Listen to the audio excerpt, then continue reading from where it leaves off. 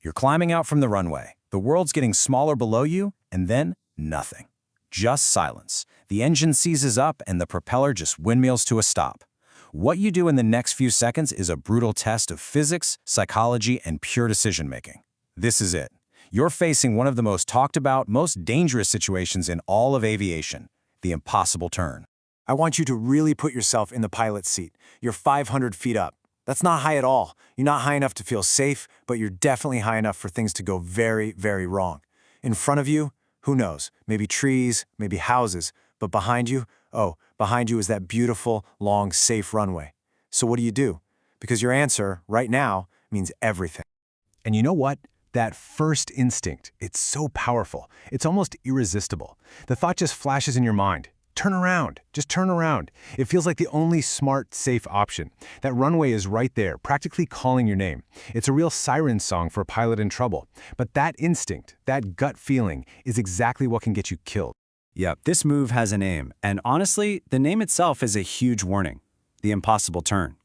Think about the combination of factors here. You're low, you're slow, and to even have a prayer of making it back, you have to pull off a super steep, aggressive 180-degree-plus turn. Now, have some pilots pulled it off? Yes, a few famous examples, but many, many more have not. So let's really break down why. All right, let's get into it. First, we have to understand the cascade of problems that starts the second that engine goes quiet. See, it's not just one single danger. It's a whole chain reaction of bad things happening at once, and each one makes your margin for error smaller and smaller until, poof, it's gone.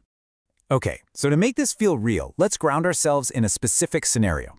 We're in a Cessna 172, probably the most common training plan on the planet. The engine quits at exactly 500 feet above the ground, right as we're climbing out past the end of the runway. This is the classic textbook case. The very first thing fighting against you is your own brain.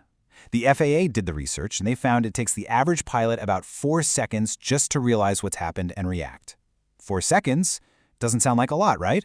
But believe me, when you're climbing without an engine, it's an absolute eternity. Your precious airspeed? It's just pouring away. And this right here, this shows you just how razor thin that margin is. You're climbing out at, let's say, 74 knots, but your stall speed, the speed where your wings literally stop creating lift, is 48 knots. That's a buffer of only 26 knots. And in those 4 seconds it takes you to even process the emergency, you are eating into that buffer, fast. And that's why stalling here is, well, it's just the worst possible thing that can happen. If you get slow, the plane stops flying. Simple as that. A normal stall recovery in a Cessna 172 can chew up over 200 feet of altitude. You're at 500 feet. That's almost half your altitude gone just to get the plane flying again, and that's assuming you do it perfectly. But wait, it gets worse. Because a simple stall, that's not even the bottom of the barrel. If you stall while you're in that panicked, uncoordinated turn, you can enter a spin, and a spin is game over. A spin recovery in a 172 can take over 2,000 feet. At 500 feet, a spin isn't something you recover from. It's a non-survivable event, period. And if you're a numbers person, if you're still not convinced, just look at the data from the AOPA Safety Foundation. When pilots try to get fancy at low altitude and crash, it's almost always fatal. But pilots who just accept the engine is gone and land straight ahead in a field or on a road, fatalities happen in only about 10% of those cases. The numbers don't lie. Landing ahead is survivable. The turn often isn't. So it's not just about what's going on in your head or how high you are, it's about what's happening to the airplane itself. We're talking about the unforgiving laws of physics, and you can't argue with physics. Okay, problem number 1.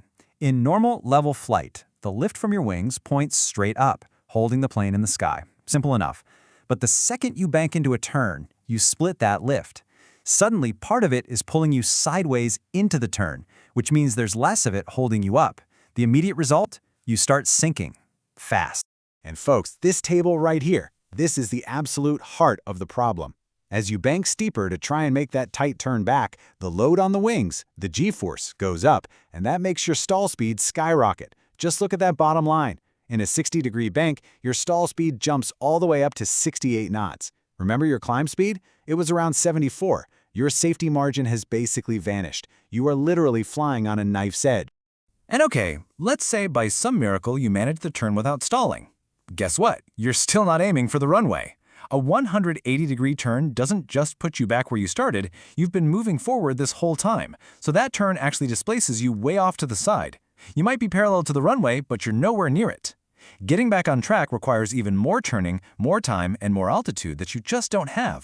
So with all of this stacked against you, what is the right move?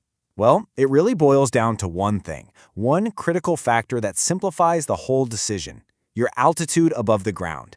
Let's look at some clear rules. Okay, rule number 1. If your engine quits at 300 feet or below, the decision is simple because there is no decision. You do not turn back.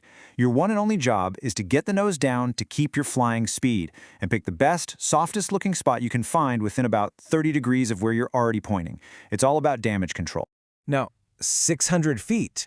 This is the real danger zone. Because it's so tempting.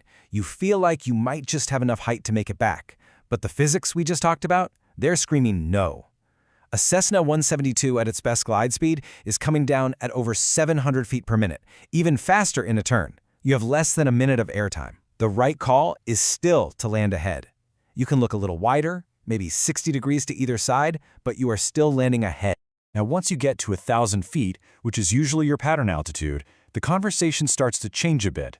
A return to the runway might be on the table, but I really want to stress that word might. This is not a green light. It means if you have an instant reaction, if you flawlessly establish your best glide speed, and if you fly a perfect, coordinated turn, maybe. It's just the point where it enters the realm of possibility, not a guarantee. So, this all leads us to the real solution, the most important part of this whole discussion. Surviving an engine failure on takeoff isn't really about being a hero in the cockpit. It's about the homework you do on the ground long before the engine ever sputters. Let me be perfectly clear. An emergency is not the time for on-the-job training. You should never try a maneuver for the first time when your life depends on it. The only way to get a real feel for how much altitude you lose is to practice it with a certified flight instructor way up high where it's safe. You need to know your plane's numbers cold. And here it is, the single best, life-saving habit any pilot can build, the takeoff briefing. Before the wheels even start rolling, you need to have a game plan. You need to look out the window and know exactly where you're going to go if that engine quits. You have to know what the wind is doing, and you absolutely must have two distinct plans. One for a failure below 1,000 feet, and one for a failure above. Say it out loud. Make it a real commitment. This quote just nails it, really. When things go sideways, your brain is going to be screaming at you under incredible stress. It's going to fall back on those primal instincts, like making that deadly turn. Having a plan that you've already decided on, that you've briefed, that's like a mental firewall. It stops you from making a bad, emotional decision when you desperately need a clear, logical one. So let's circle all the way back to where we started. You're at 500 feet. The engine goes silent. But now, it's different. You know the physics. You understand the risks. You've already briefed your plan. So I'll ask you again, what is your first move? And the answer isn't a question anymore, is it? It's an action. Nose down, airspeed first, and you fly the airplane all the way to your pre-selected landing spot, just like you planned.